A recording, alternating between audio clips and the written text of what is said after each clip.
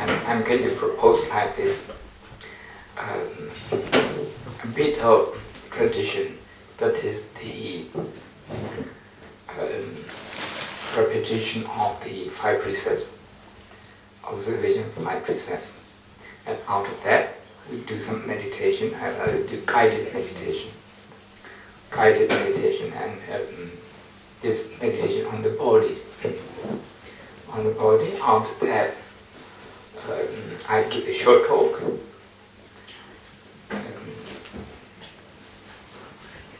That can be followed by questions and answers if you have any questions or comments. Hopefully we can conclude by 2:30 the latest.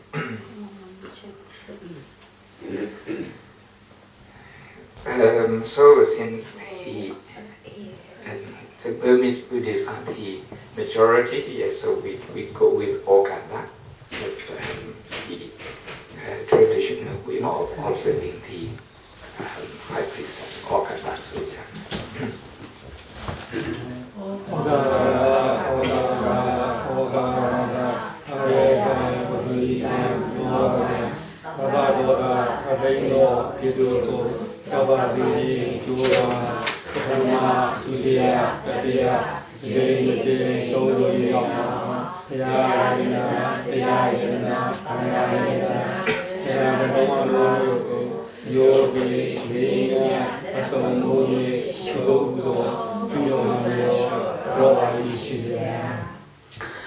Yakena Sasananuka International Group, Buddhist Aid. Dadana Jigupwe Timai Toriba Chandra Tune Gaitara Mamambe Timai Tarai Nando Minasu Busam Virotama Meswe Natusu Nate Sankachara Tiawa Pilojare the Kupi Judo Charo where Vesakudu Dana Kudu Tila Kudu Pauna Kudu Kudu Kamu Nakon Suruja Sunday Tila Dana Saki Barmi Kudu Yuse Mepone Bandiaro Naku Yaya Yao Chang Chekong Cheto Vipandana Tiaro Naku Limia Son Loikusa Chinchan Choko Ato Nanjado Yukanda Yukanda Minya Chichawasi Ahambandi Titrani Nataha Vinsati Lan Maya Sami Anokahan Katawa Dilan Dita Ayipandi Tudiyambi Ahambandi Titrani Nataha Vinsati Lan Maya Sami Anokahan Katawa Dilan Dita Ayipandi Tudiyambi Ahambandi Titrani Nataha Vinsati Lan Maya Sami Anokahan Katawa Dilan Dita Ayipandi Yamadami Tamadita Namo Tata Bhagavato Arahato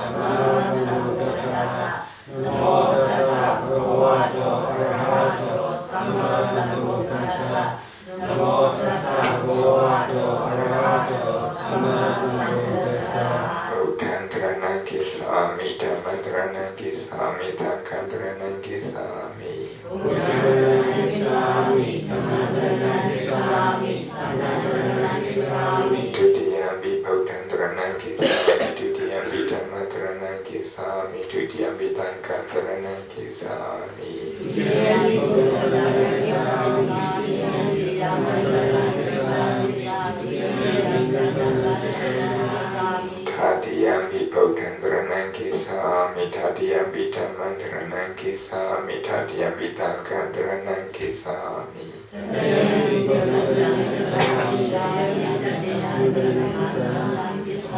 Tadiyambi Dhammatrana Kisami Sarana Kamanandari Pona Anandi Pata Viram Niteka Bdandamadi Ami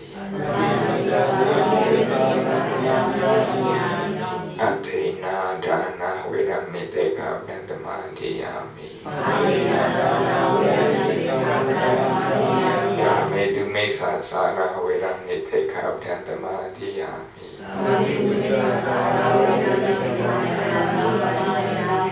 Tawada Viram Niteka Bdandamadi Ami Dura Miriam Misapamata Tana Viram Niteka Bdandamadi Ami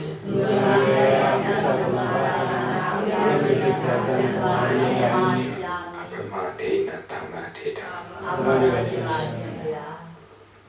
We are going to do meditation. Sometimes this is called relaxation meditation.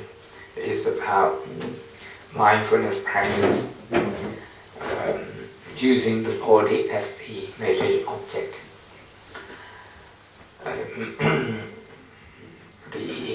One of the skills that we develop during this is,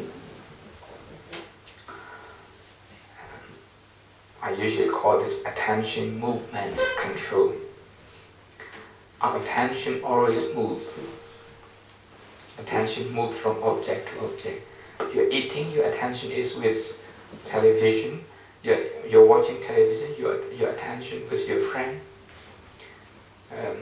You're talking to your friend, your attention is with your job. Your attention always moves. And you either have control over it or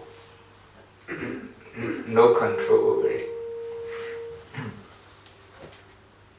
So the training, meditation as the training is to develop attention movement control, to control over the movement of the attention. Whether you are a student, a doctor, an IT worker, a nurse, is in whatever profession you engage in, you need to have this ability to do your job efficiently. So attention movement control. In this guided meditation, I'm going to ask you to focus on a certain part, then move to the next one, and then to the next one, and to the next one, like this. So attention movement control is an exercise. Another one is, another quality we try to develop in this guided meditation is self-compassion. Self-compassion, to be compassionate about ourselves. After a meal like this, the body is tired. When you get up early, the body is tired. When the body is tired, because a monk is going to give a talk, then you know you're fighting with this tiredness. And the way is compassion. Or if you pay attention to your tiredness, if you look after your body, is this an indulgence? Is this laziness? There's all sorts of things can go through your mind. But what I'm saying here is, we are going to develop some compassion towards our body, so self-compassion. Of course, in the Buddhist tradition, even when we are still alive like this, we dissect this body into many parts, and we try to visualize them separately, like disassembling. When you disassemble a car, you disassemble here the engine, the windows, the seat, and many things. If you separate them, there's no notion of a car anymore. A car is a collective notion that you have because you put all those things together. But once you separate those things,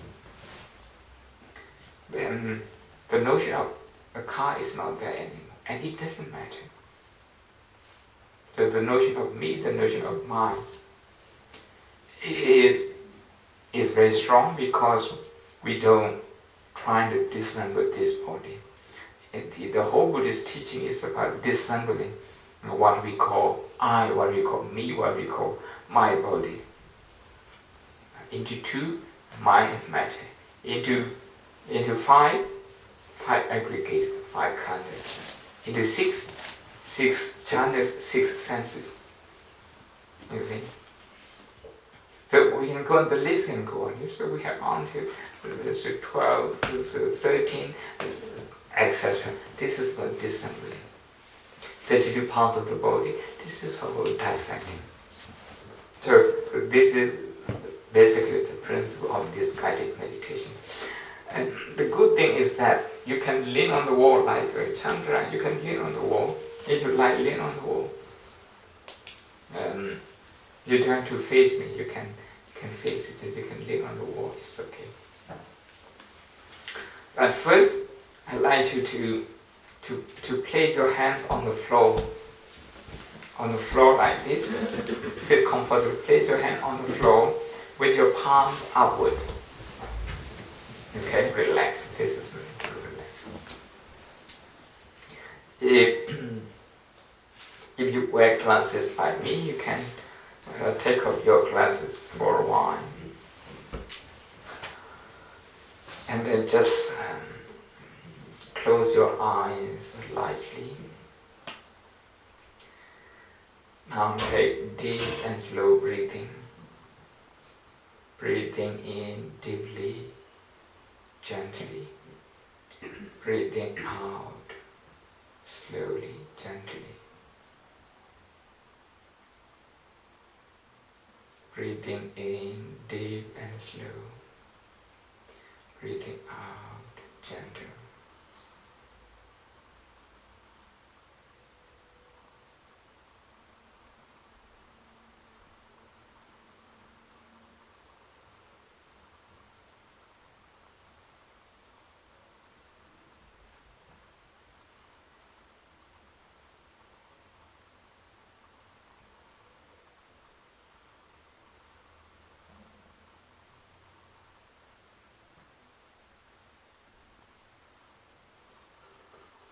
You may think you are resting in meditation, but actually after a meal like this, some part of your body, especially the tummy, works extremely hard to digest the food. So the stomach is using up all the energy, borrowing the energy from all parts of the body just to digest the food. So mindful of this hard-working tummy, breathe in deeply, slowly for your hard-working stomach, and breathe out gently for your tired body.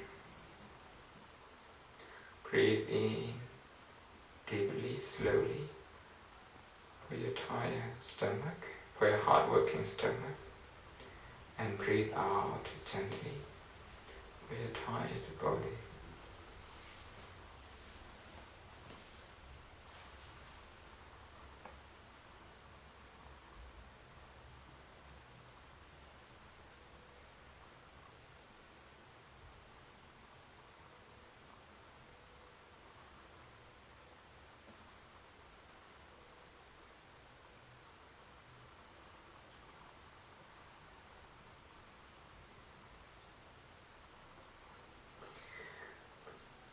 Place your attention on your stomach.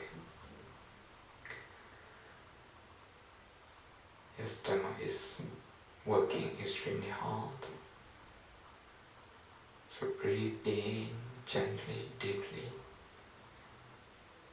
to help the hard-working stomach.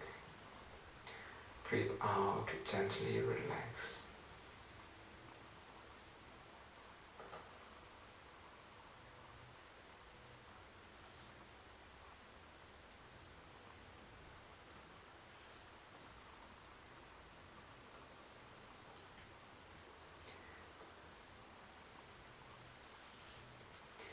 muscles around your tummy are tense because they are working hard and tired. Mindful of that, and with a sense of gratitude, breathe in and out slowly, gently.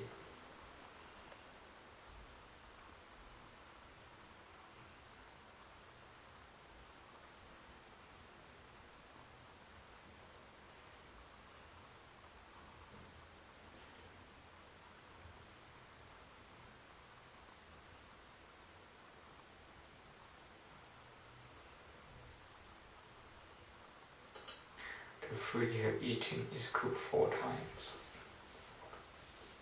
First is cooked in the mind, when you draw a menu and buy the food from the supermarket or the veggie shop.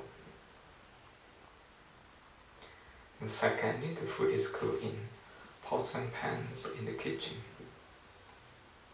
Thirdly, the food is cooked in your mouth when you eat and chew.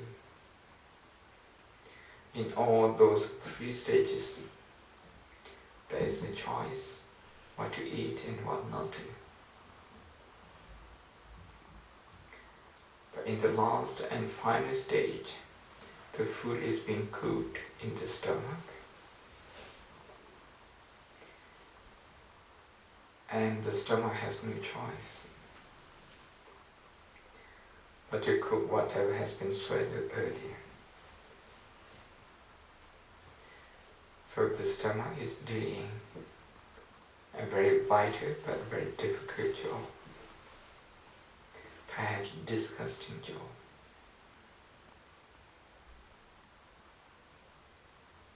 Breathe in and out slowly, deeply, to help the work of your stomach. Breathe in deeply, slowly. Breathe out mindfully. Relax.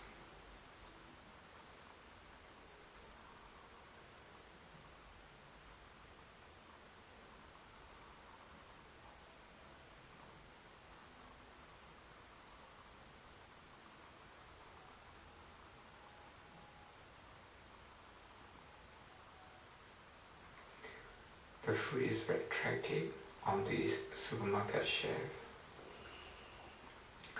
Still very attractive in the pots and pans and in the plate on the table. But it's less attractive when we have put that into our mouth. You don't want to see that anymore. But this is what you're going to swallow. This is what your body relies on to survive.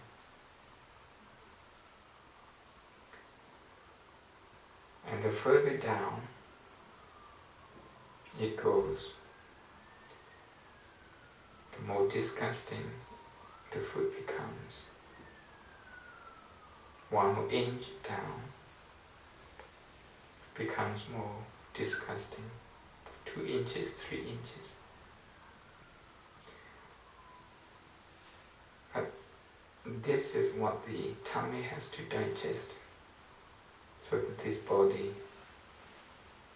can function, so that you can sit without discomfort, you can walk without discomfort, you can move around, do your work without discomfort. So mindful of this process of digestion. Breathe in deeply, slowly, and breathe out mindfully, relaxed.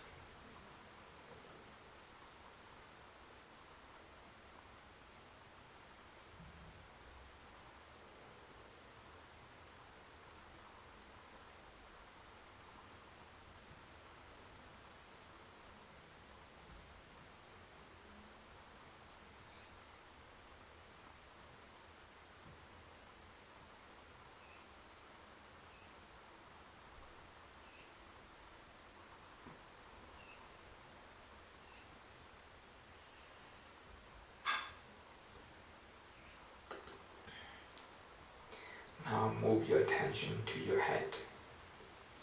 The muscles on your head are tense because they also work very hard. Whenever you think, whenever you see something, whenever you listen to something, and when the brain produces stress,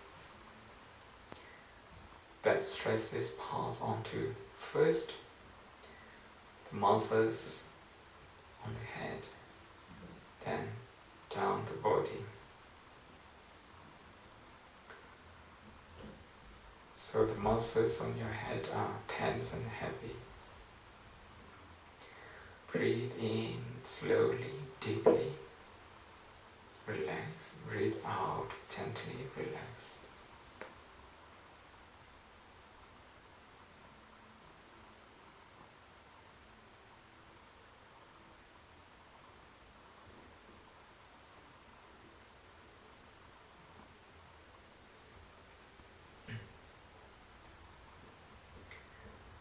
Now move your attention to the areas around your ears, left and right, both sides. The muscles around your ears may be tense because they also work very hard. Whenever you listen and whenever you speak, all these muscles, they have to absorb stress chemical. So breathe in and out, mindfully, slowly, relax. Relax the muscles around your ears.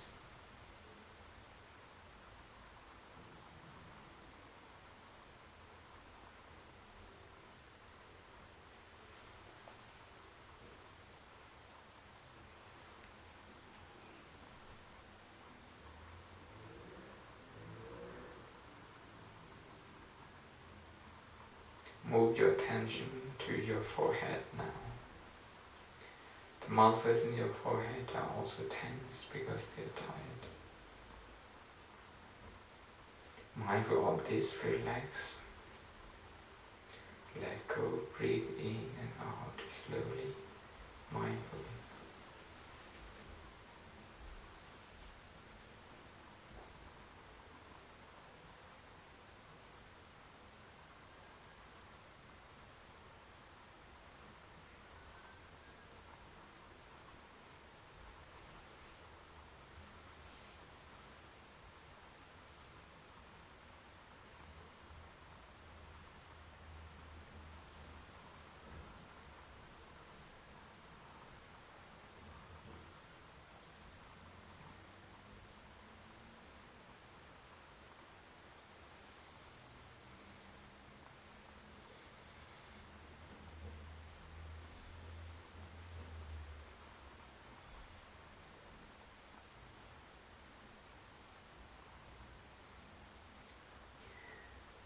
Now move to the areas around your eyes. The muscles around your eyes are also heavy and tense. Mindful of this with a sense of compassion. Breathe in gently, slowly, and breathe out mindfully. Relax.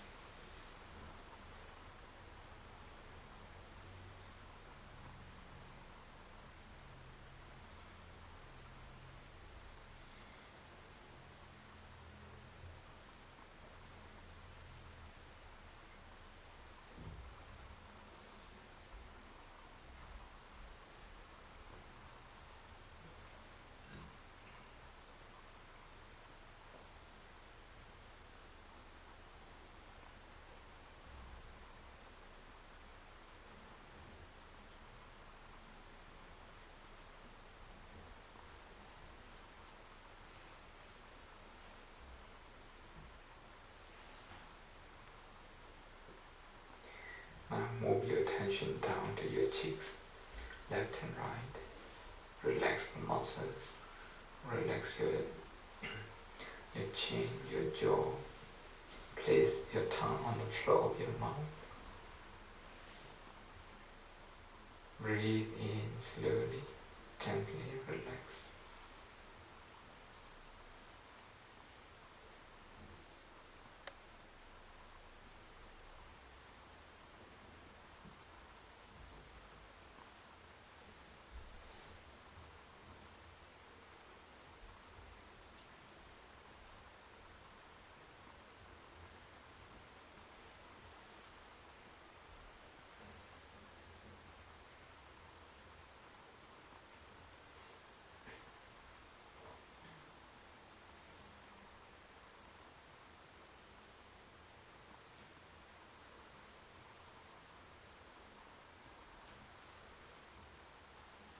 move your attention to your shoulders, left and right.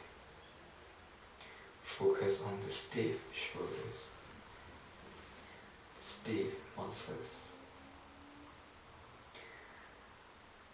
You shoulder the burdens. Some of them you see, some of them you can't see.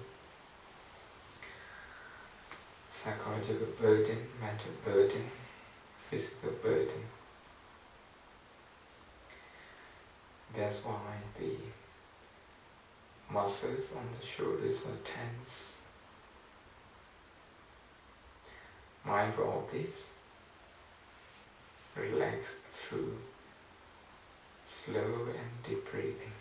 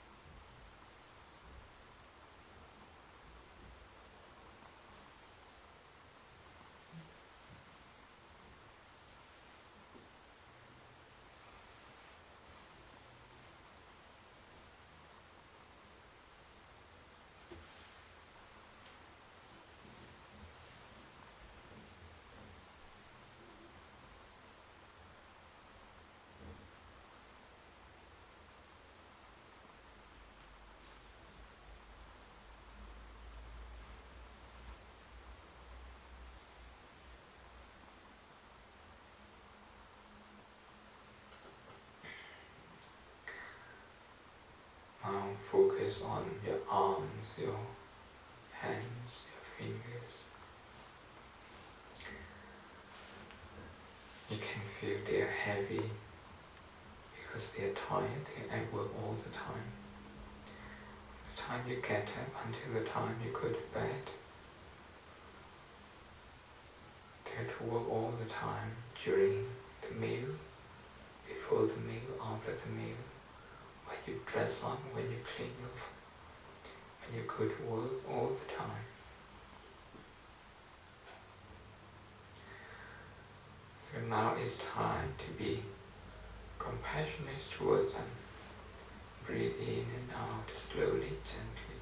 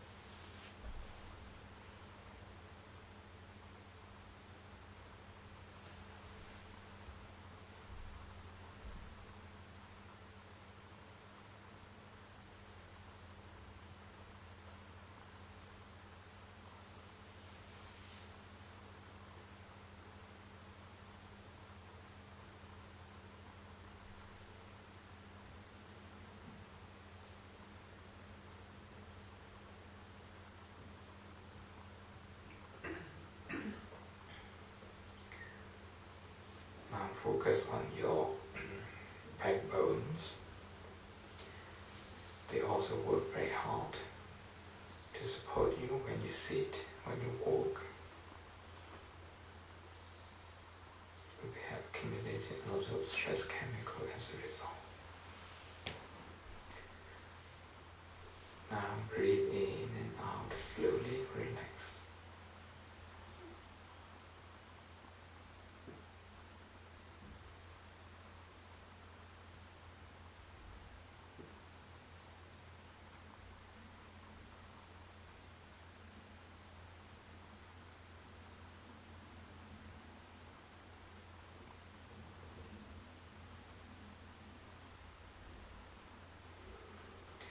Finally, return to your tummy. Breathe in and out gently, slowly. for your hard-working stomach.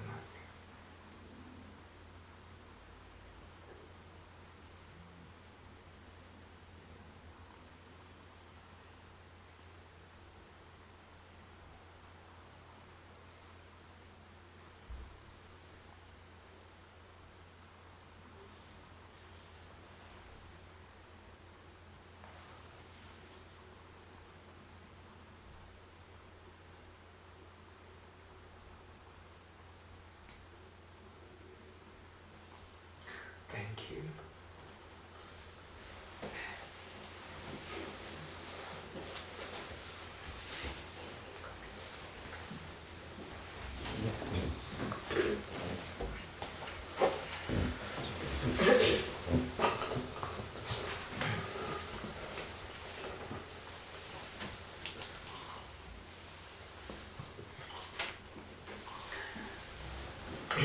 I'm going to speak for about 20-25 minutes, and then we can have questions and answers. The reason I like to talk about this is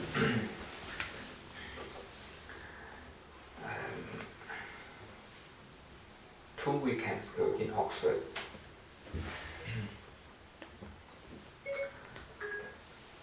my friends and I, we organized a conference on Buddhist chaplaincy.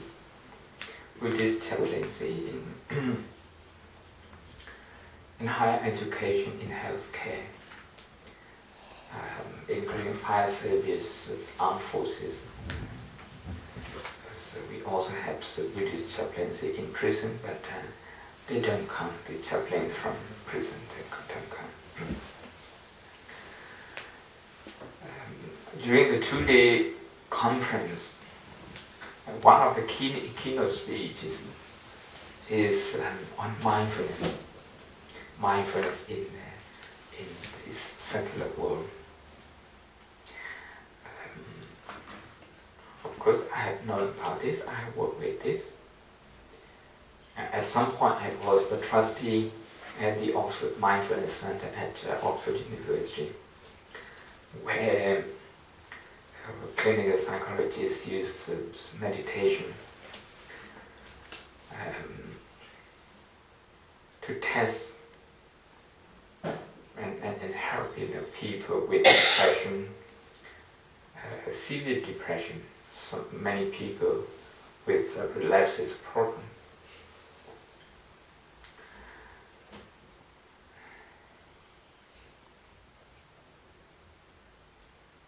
This is to say that mindfulness meditation, Buddhist meditation, is not confined to Buddhist meditation centers and monasteries and Buddhist groups anymore.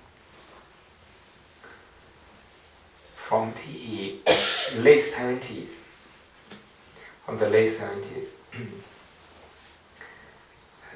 Buddhist meditation has been integrated into what they call intervention, medical intervention, as by clinical psychologists, by behavioral medicine practitioners, clinicians. Lately, like neurologists have started using mindfulness meditation to do their research as well.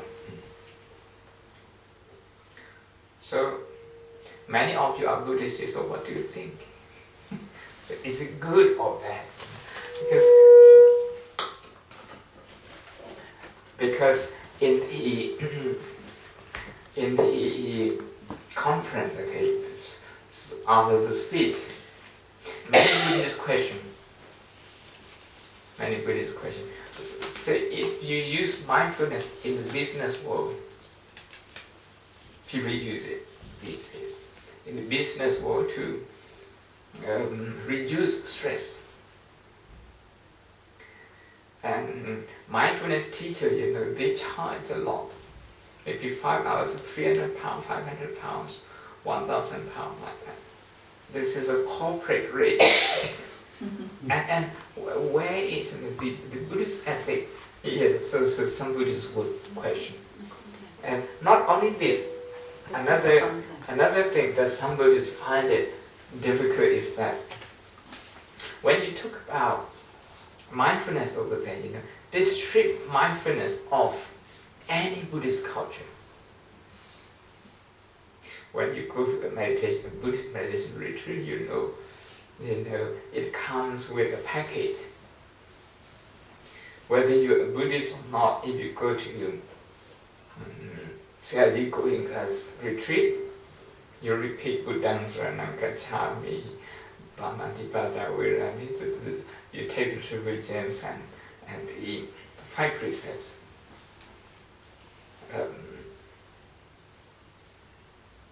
At the Delhi prison, New Delhi prison, none of the meditators was a Buddhist, but part of the ritual, part of the cultural setup, they all have to do that. And usually, our meditation room has a Buddhist statue, and we had a way of behavior in the shrine room, how we behave. And not only that, this mindfulness practice, mindful meditation, is to reduce greed, hatred, and delusion, lobha, dosa, moha, dosa, moha. But in the non-Buddhist context, people just talk about mindfulness, okay? They don't have any judgment on greed, whether greed is good or bad, no judgment.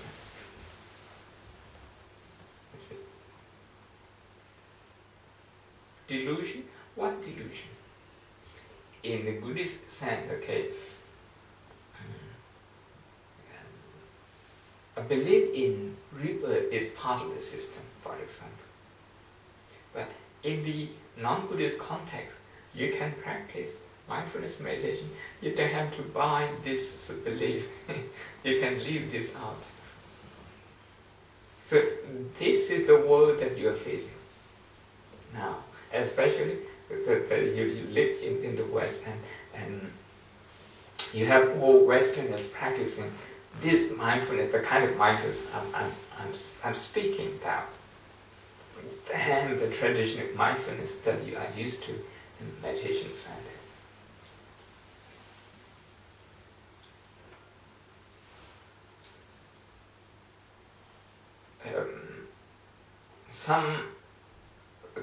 Because in our conference, the majority are Westerners, because very few Asian repeat, 3, 4, 5.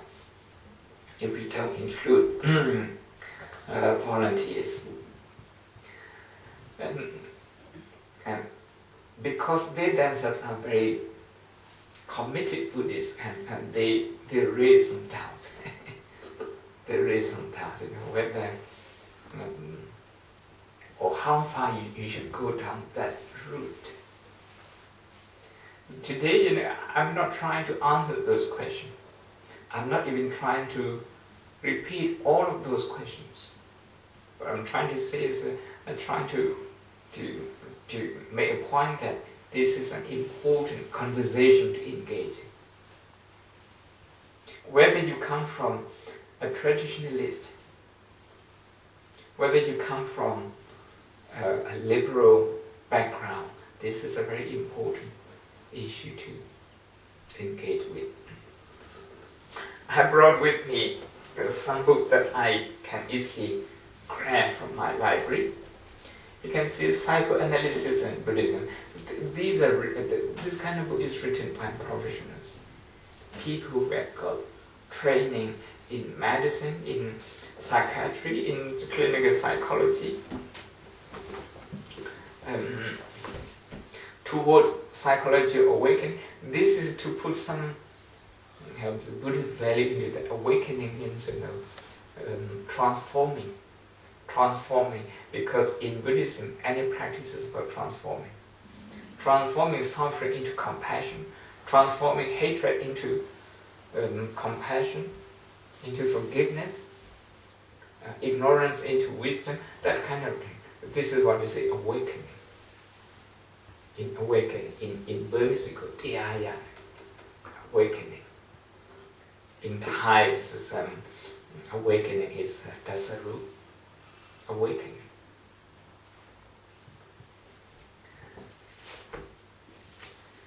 Written by two people, this is mindfulness for health. This is how to deal with pain. This is pain management. Two people with disability. Okay, and with meditation training, with psychology training, this is how they use in their research and in their own practice. And this is what they have written. This is a collection of articles. It's about mindfulness. Mindfulness in Bali is called sati. Sati in Burmese, sati, and in Thai it's called sati. Mindfulness.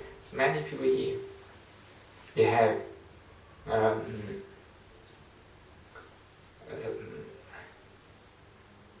professor of medicine, you have clinical psychologists, you have Buddhist scholars, Buddhist monks, Theravada, Mahayana, everybody. Okay, there's many who contribute to this volume.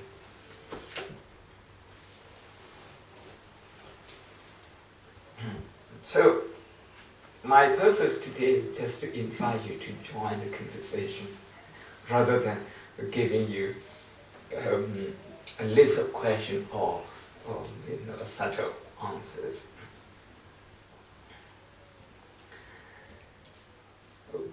One thing that we are very particular in the Buddhist world, and something that we should look at again, is that in the Buddhist world, we are very particular about our tradition. Like in the Christianity, this is Methodist, this is Church of England, this is Catholicism. If a member of the royal family converts into Catholicism, he or she has to relinquish the rights to the throne. It's still within Christianity, but it's a different denomination, different tradition. So in the religious world, people are very particular about this. Between the Shia and the Sunni, and between the Theravada and Mahayana. Okay. And people have all sorts of opinions, perceptions, interpretation that they use to form their identity. One of the things that I like to throw to you today is that, okay, you know already, many of you know already, the research program at Harvard and at New York University. At Harvard, not just Harvard, Wisconsin, Yale University, Duke University, many people they focus on when they do a long-running research on Vipassana meditators. Vipassana, this is mindfulness, this is Theravada. Some of the people are lawyers, some of the practitioners. Some are lawyers, some are lecturers, some are housewives. Because from all sorts of professions. At New York University and a few other universities, over there they focus entirely on Tibetan Buddhist monks. Tibetan Buddhist monks. And the researchers, the clinical psychologists, the neurologists, what they have found is almost identical. The results are identical. They have found that once you are deep into meditation, the forecortex is calm and I think it's even a revolution that they say the brain can still grow. Because the science says you can't grow anymore the brain. At a certain point the brain stops growing. But now, if you practice meditation seriously, the brain, not only that it doesn't recede, but it also continues to grow. The results from Theravada and the Tibetan meditation is all the same. But we are very particular. This is Tibetan. The Burmese wouldn't care about that. The Tibetan devotee, this is Theravada. They don't care about that. You see?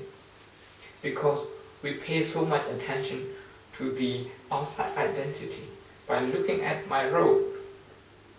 Now, if you just come from Burma, if you see me wearing this, okay, monks don't wear this, okay, this, how you call this?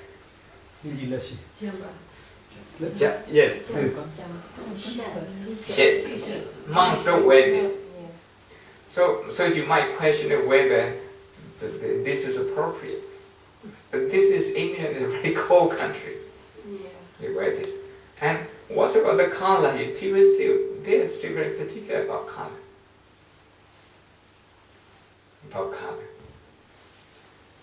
And the Tibetan color, the Burmese color, not very different nowadays. Before this, before 1930s, 1940s, Burmese quite similar, this color. From that color it becomes okay. And from that now it becomes brown, maroon color. This color. It's all determined by commercial people, who dye the robe and sell to the devotees like you, and you buy and you give to the monk just wear them. It's very simple. It's a commercially driven world.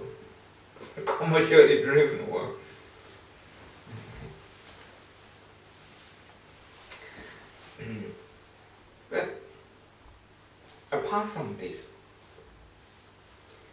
if you really examine the essence of the Buddhist teaching, if we just pick up one mindfulness, this is not everything about meditation, just some of it. Now, the medical world, the psychological world, the scientist world is already benefiting the world. It's already benefiting the world.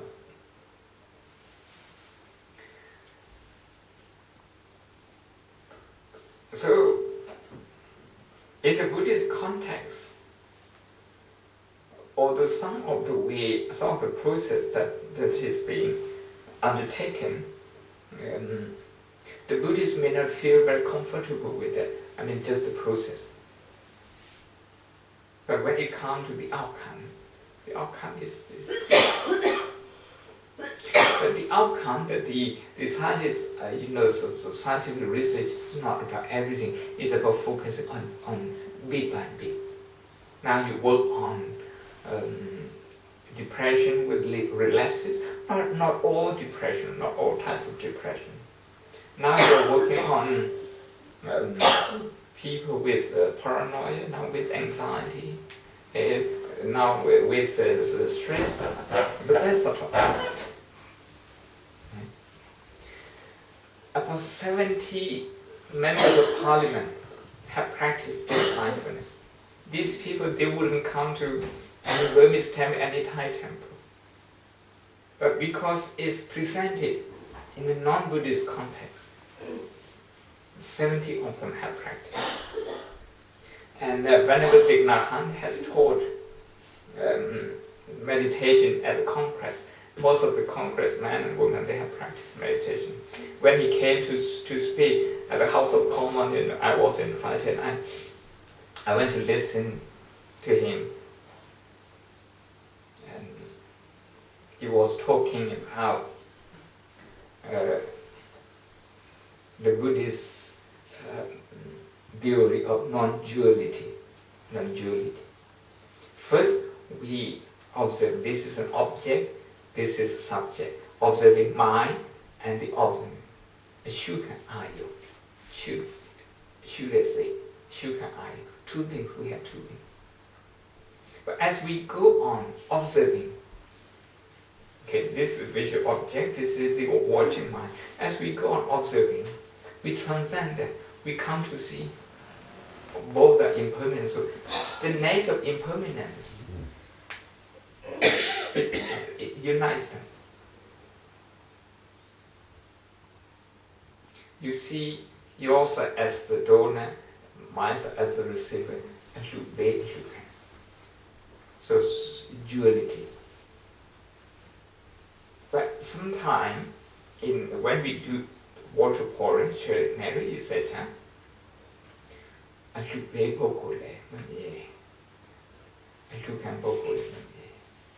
we try to use impermanent, the insight of impermanence to transcend duality. So non-duality. And he was trying to use that to say that yes, all the object and the watching mind both are important. But these two, they can do better by cooperating rather than negating each other.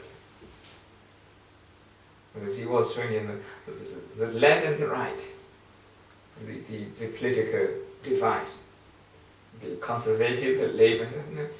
If you don't have the right, the right side of the politics, the left doesn't make sense anymore. If you don't have labor, the left, the conservative, doesn't have anyone to validate them anymore.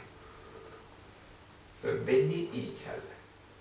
In that way, he brings a sense of the humanity to them. So this is the Buddhist value that he brought to the House of Commons when I went to listen to him.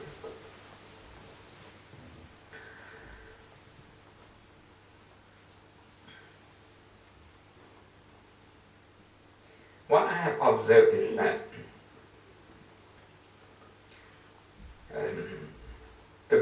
the scientific process of bringing Buddhist meditation into their work is an ongoing process. Nothing is definite. So people keep working, and people are very open-minded. They openly say, some of them, if they are Buddhist, some of them, if they are non-Buddhist, some of them, if they are not, if they don't have any belief, if they are non-believers, they just say openly. And the good thing is that all of them, when they leave a belief, their belief or non-belief aside, and when they use mindfulness in practice, they all benefit this. They all benefit this. I hope in about 2 or 3 years' time, when we have a conference in Oxford, I hope you can come. We hope to have Buddhism and Science conference. This is for Europe. Usually what takes place is between Buddhist scholars and American scientists. America is the dominant force here. With His Holiness the Dalai Lama, every 2 years that they do mind life is all American-led. And very few European scholars participate in that. And of course, this is what some people are trying to do, and I hope it materializes. So we live in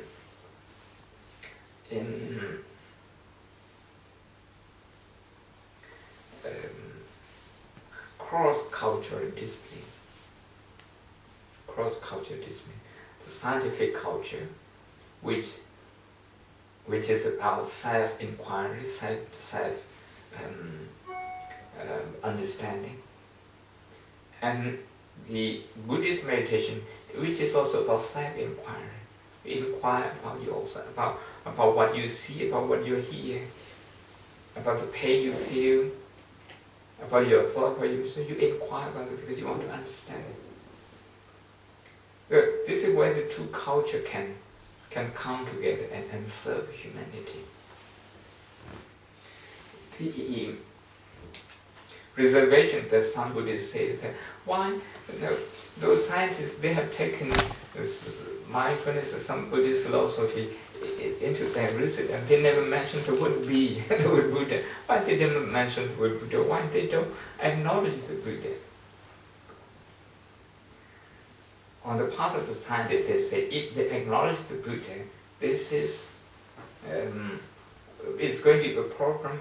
If they do so openly, it's going to kind of deter many people from engaging in this.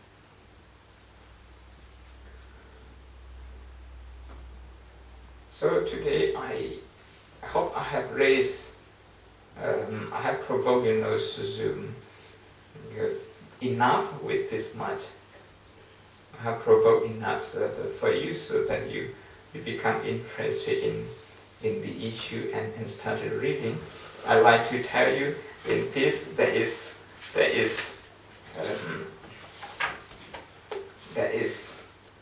a diagram. This is not a complete one. It acknowledges it's not a complete one because this is only Google search and search from on the ISI web, and it only refers to the English language. This is mindfulness publication year by year from 1982 to 2011. 1982 only one publication. 1990 only 5. 8 years. 2000 the number of publications 383. 383. 211, 397. This is up to 211. No, 2011. 2012, 477. So this is the number of papers that come from research. When you talk about metta, okay, people use metta and they do research. When you talk about karuna, people use karuna and how Buddhist texts and they read it and they devise a scheme of research and they do research. And these are the number of papers that have been published.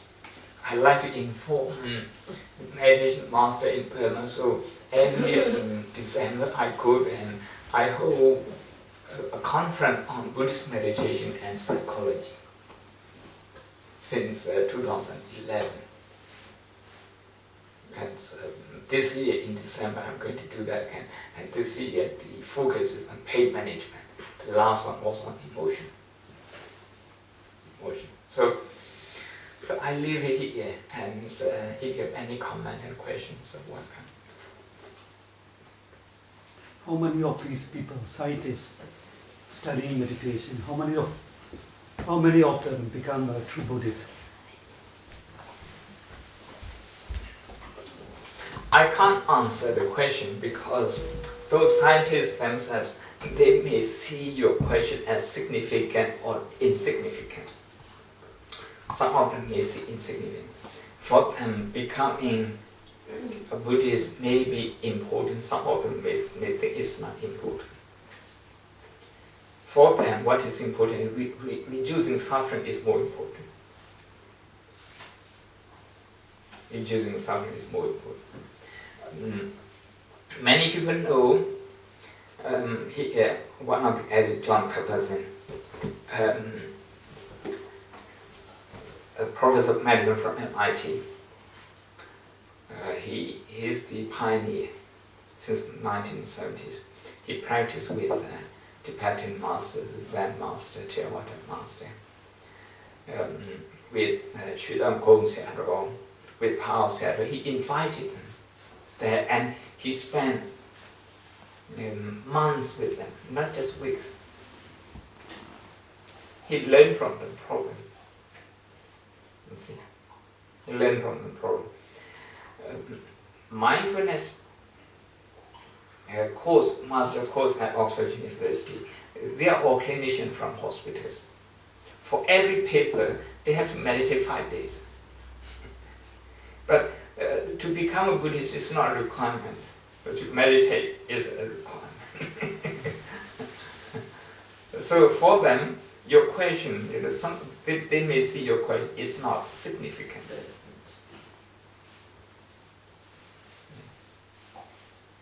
Yes, very. Do they invite any Christians to these conferences to study, because they also do contemplation? Yes, Christian yes. tradition. One of our two keynote speakers at Oxford 2 weeks ago was the Reverend Dr. Andrew Todd, the director of chaplaincy at Cardiff University. Cardiff University, and Mark Williams, professor of clinical psychology at Oxford University, who retired last year. He's a pastor. Okay. He's a pastor, but he teaches meditation. He learns meditation properly from the Zen, from the Taoist. He asks questions. He reads the text. He practices.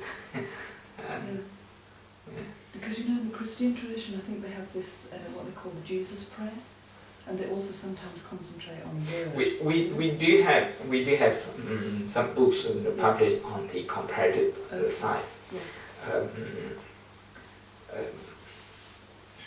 Hawaii University has one journal devoted to this Buddhist Christian theology study. Because there must be overlap, I think, between the different techniques. I'm not qualified to say I don't know about the Christian tradition. I have been part of quite a few, including the mindfulness conference at St. Mary University College in Buchanan. Okay. I met this is famous Spanish. Yes, I met the last pope there. Yes, and after that they organized mindfulness conference. The majority of the speakers are from the Christian tradition, including Greek Orthodox, Russian Orthodox, all Christian tradition. And I represented Buddhist, and there was the Hindu, like that, the Sufi. Yeah.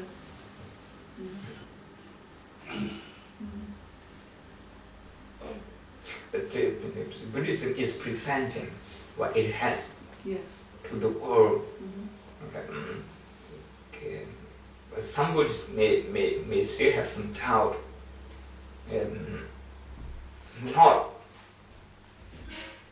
not on the merit or not on whether or not the people from outside the tradition should study this, but how they study. How they study, whether they strip Buddhist meditation so much of its history, its cultural background, that sort of thing. That's where some Buddhists have some reservation. Some Buddhists are very particular about meditation practice. Before you practice, you offer your body, your mind, your body to the Buddha, to the Dhamma, to the Sangha, to the teacher. This is a ritual. This is to train your mind that, okay, when you feel pain, this is not my body anymore. I have given it up. Everybody in the meditation center, before they do. So in one of my meditation retreats in Singapore, when I started the retreat without doing that, and one of the ladies actually she said, I haven't started yet because I didn't go through that ritual. You see, so we are very particular about some cultural history, and those cultural components, they have their own meaning and they bring their own value. But it's too much for newcomer. Okay, so for people with scientific background, you think, well, this is not necessary. What's the essence? They go straight into that.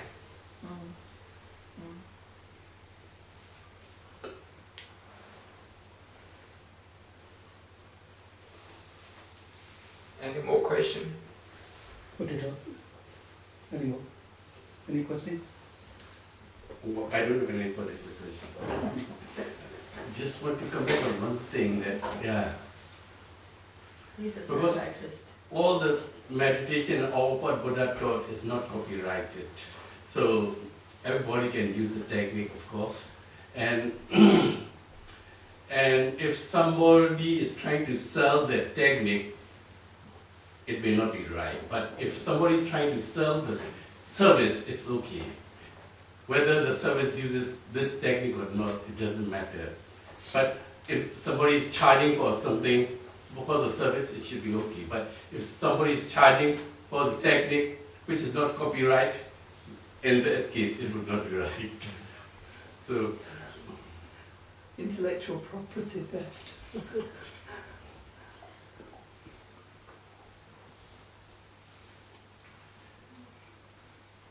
what's the difference between Hindu meditation and the Buddhist meditation? So those techniques in your book is more of Buddhist. These are all Buddhist meditation technique. And The Hindu practice, the Hindu way. Some of these people, they include yoga. Mm-hmm. Yoga is not exclusively Hindu. Some ancient Buddhists, they do have some yoga, but not the Hindu ideology. So we get yogi in Burmese, it's the word yogi. Yogi means the person who practices yoga. And yoga, the word yoga was similar to meditation those days, not nowadays, in the Buddhist tradition. So,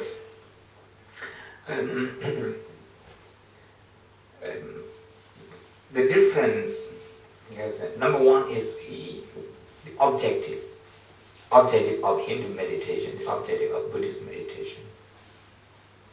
In this particular sense, you can also say the objective of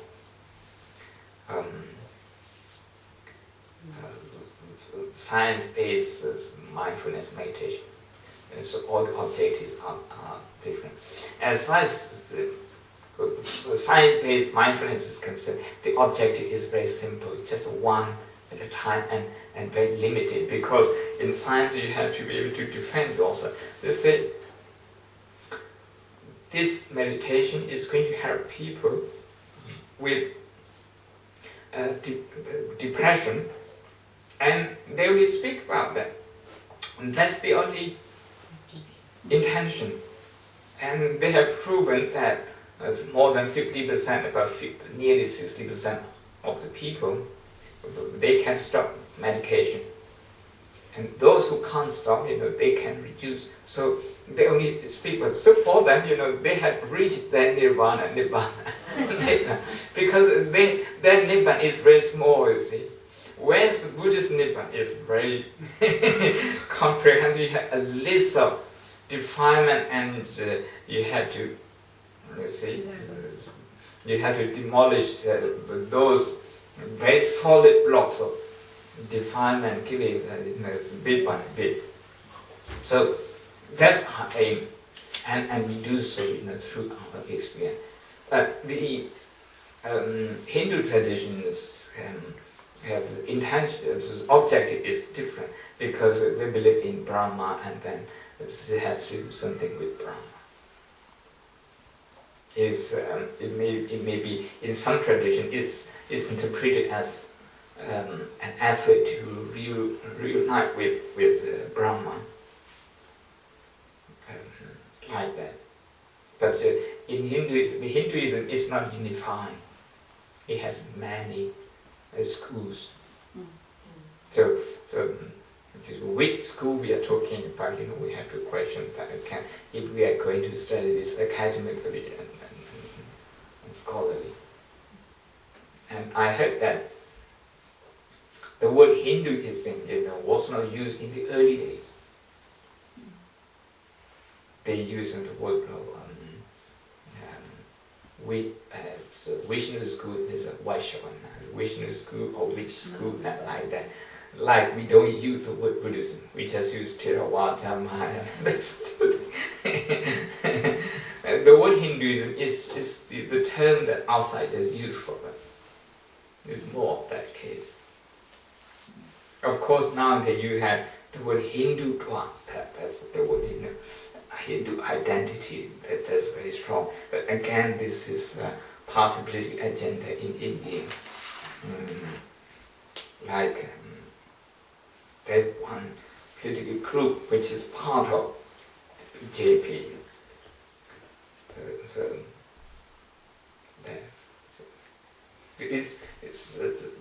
I can answer your question easily or in a more sophisticated way, or not give any answer at all. Yes, Doreen. And in India, quite a few of the yogis, very high yogis, they practice something called laughing meditation. And that has been catching on. So that, in a way, is a kind of liberating from one's thoughts, isn't it, I suppose? So is the aim the same? But I suppose it depends on your focus, doesn't it, while you're doing it?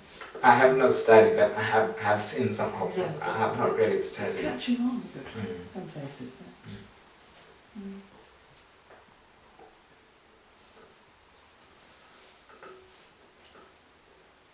Anything, Okan?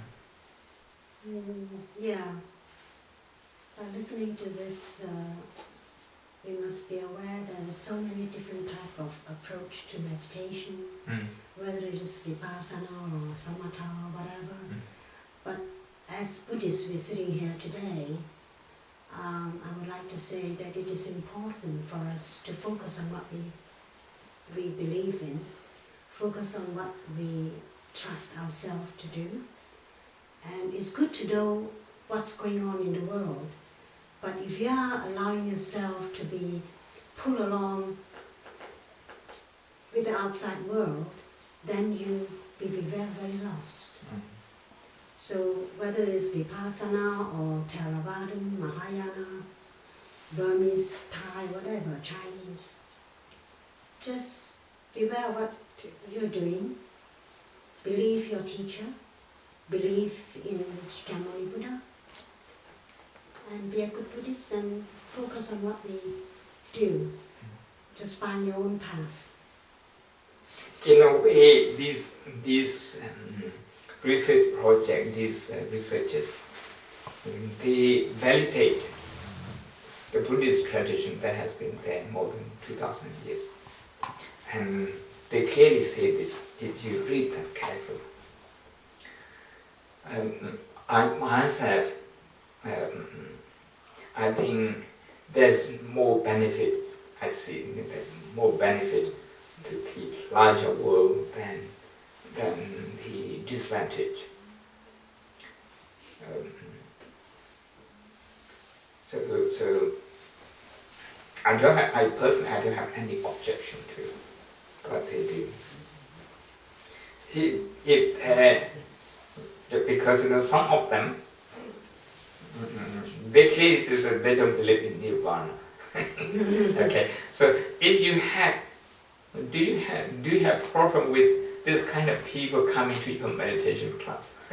So I don't.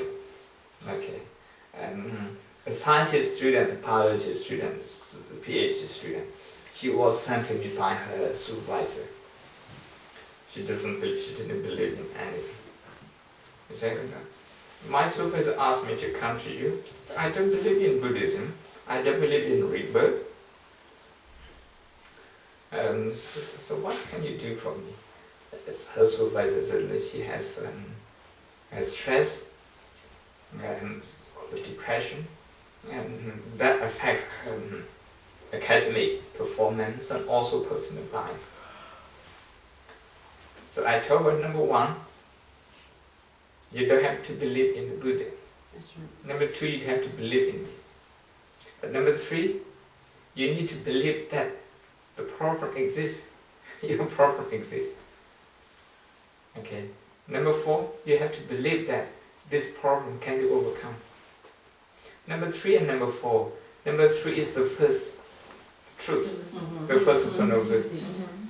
Number 4 is the third one. The third one. The third one.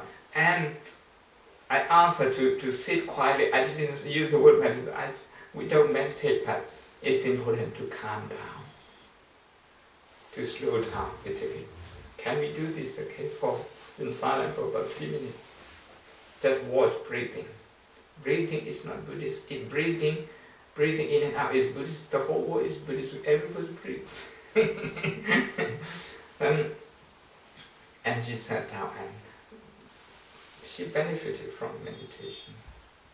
I never asked her whether she believes in any of those Buddhist beliefs or not. And what is important is that, okay, you create one simple aim, one simple objective for that kind of people. But sometimes, this is a criticism, sometimes in the Buddhist tradition, we have our aim too vast, too big, that we scare ourselves. Oh, people are Nibbana. I can't achieve Nirvana in this life. They set up very high aim and then they give up immediately. Never meditate. That's it.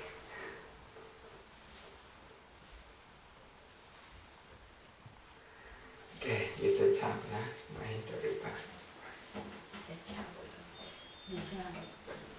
Đi theo lại số mà đi theo lại số lại đi theo lại số now we are going to share merit now. Okay, we bring this gathering, this meeting to conclusion, and we dedicate this merit. First, we dedicate our effort to the Buddha. We honor the Buddha with our effort. Imaya Dhammanu Dhamma Patipatiya Buddhang Bhujami. We also dedicate our efforts, our generosity to the Dhamma. Imaya Dhammanu Dhamma Patipatiya Dhammang Bhujami. We dedicate our effort, our generosity to the Sangha, all the genuine practitioners. Imaya Dhammanu Dhamma Patipatiya Sanghang Bhujami. We dedicate our effort to achieving the end of suffering, the end of problem, and to achieving lasting peace. Adha Imaya Dhammanu Dhamma Patipatiya Jadi Jara Vyadi Maranama Patimuchisami. Now, follow me in Burmese. Ashimpayam Tibido Dhoti Yane Yaku Uthana Kudu Tila Kudu Uya Visa Kudu Taya Sri Nuichen Dhamata Kisa Kudu Ikudu Kamu Yapang Suroku Pyusu Pipai Ashimpayam Pyu Dhamya Duality Maomana Mateyana Nibbana Yao Ya Yao Chao Chao Tao Ban Sipa Sita Ashimpayam Pyu Dhamya Duality Abobagaku Kenshashi Mishikundo Amikata Ho Apwa Seya Dhamma Sumyo Nyataka Sata Ayui Dong Setabo Chingli Jakon Dong Weneya Lukita Dokita Vatawa Apoundua Nya Ewing Hapai Nya Yui Go Sit Napsa Chan Jam Mama Chan Chan Data Shijawa Silo Ando Chasanya Hiro Jama